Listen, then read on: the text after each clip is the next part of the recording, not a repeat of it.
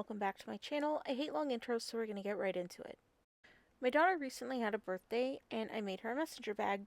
I spent a lot of time going over the design in my head, trying to make sure that it was the right size, style, had all the feature that she'd want, like an adjustable strap, and what type of closure would be best. I have never made a messenger bag or anything with an adjustable strap. I'm mostly a hat maker or a critter creator, so I really don't make bags or clothing or anything like that, so this was pretty new for me. My daughter made me watch this movie with her. I initially wasn't interested because it's a comedy, and I don't typically like comedies because I just don't find them funny. But she really wanted me to watch this one, so I did, and I am so glad that she asked. This movie is called Heavy Trip, and it is hilarious. A real quick synopsis for you. The movie follows a small town Finnish heavy metal band's journey to their big dream gig in Norway. It is such a good movie. At the time of recording, which is February of 2025, you can watch the movie on Tubi if you're interested. There is a sequel to Heavy Trip, and it's so perfect. It's called Heavier Trip, but it's not currently available on Tubi. I just bought the movie. Normally, I wouldn't just buy a whole movie all willy nilly, but the first one was so good, there was no way that the second one could be bad. The cast, the crew, the writing, it's all so perfect. Our favorite character from the movie is Pasi. This is what Pasi looks like, just for reference. My daughter has taken her bag out a couple of times, and so far nobody has seen or even heard of the movie. There were a couple people who thought that it was from Kiss or some other band who has painted faces. One person thought it was an abstract mountain scene, which was kind of interesting.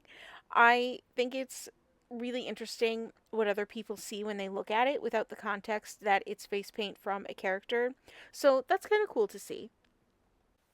So, in case you were wondering what I was crocheting here, I am making the side panels for the bag. I don't really know how to explain the whole process because I didn't follow a pattern. I sort of just made some panels and then sewed them together. I know, that's super specific and super helpful. I basically made a front panel and then I made a really long back panel that was the back top and flap part of the bag, and then there is this long side panel that is both the left, right, and bottom part all in one. It was a little stressful to make because I had to do a lot of math and a lot of counting to make sure it all lined up correctly. Otherwise, I would have to rip it all out and completely redo that panel. And here's what you've probably been waiting for the last 3 minutes. What does the front look like, and why did I spend 3 minutes talking about Heavy Trip, showing you photos of our favorite character, and mentioning the guesses of other people who have seen the bag? Well, here it is. The top of the front panel has a little black edge. That is for the closure. Right now I'm going to sew the side panel onto the front panel, so that's all lined up, and then I'm going to sew the back panel on. I didn't film sewing the back panel on because it got really frustrating. I had to pull it out a couple times because I misaligned it twice. Originally, I had put no sew Velcro on for the closure, thinking that that would be better. You just stick it on, and then the Velcro would be easy. I have since then changed my opinion on no sew Velcro for crochet projects. I used no sew Velcro when I made my Jean Belcher burger suit costume last year for Planet FunCon. In all the fun and all the chaos that a convention is, I completely forgot that I hate no sew Velcro and that it doesn't really stick to crocheted work very well. I don't know how well it holds up to other things, but on my burger suit it kept coming off while I was just sitting. I ended up safety pinning the sides together to keep them from coming off. And that's exactly what happened with my daughter's bag. She pulled it open and the Velcro came right off. The Velcro is for fabric, but I am wondering if because this fabric is crocheted, that it just doesn't hold up well enough with all the lumps and bumps that crochet is. I decided to use some sew-on magnetic snaps instead of no-sew Velcro.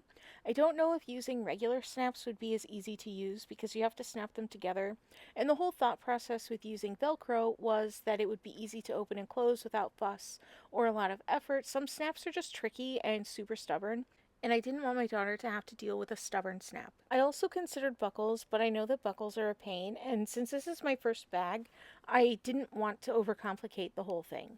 I think the magnetic snaps will work better, but I haven't gotten them in the mail yet, so the jury is still out on how that works.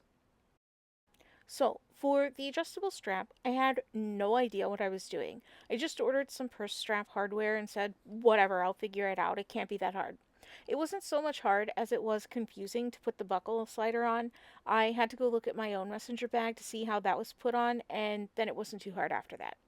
The strap length was also a little annoying to figure out because I wanted it to be long enough to be a crossbody bag, but also have the option for regular purse wear. So after the strap was done, I had to crochet a little attachment to the D-ring so I could put the little attachment piece onto the bag and then the strap would be secured. I didn't have a plan or anything for that, so I sort of just did what I always do and wing it. I made a short strap piece and put the little D-ring in it, and then I doubled it over and sewed that together, and that was about it. The purse hardware pack that I bought came with a little slider and two D-rings, which was pretty much all you need if you want to do something like this. There are other sets and kits that you can get that have different styles or different pieces, but I wanted to do something that was just kind of simple this time.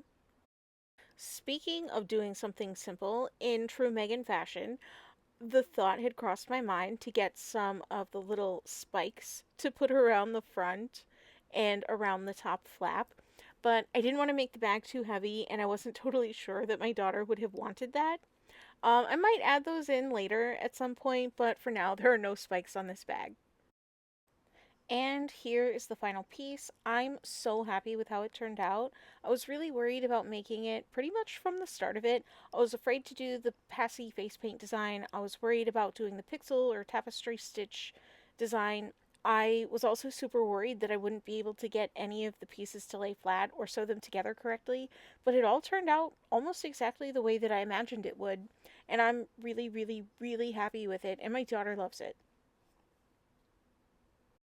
Now that we're at the end, I just wanted to say thank you so much for watching. I really appreciate you being here, listening to me ramble, watching me make things. It means a lot to me. And of course, if you like this video, give it a like. Let me know down in the comments if you've heard of Heavy Trip or if you've seen it. It's one of my favorite movies. And don't forget to subscribe if you'd like to see more and hit the bell button if you want to be notified when I upload next. Thank you again for watching, and I'll see you in the next video. Bye!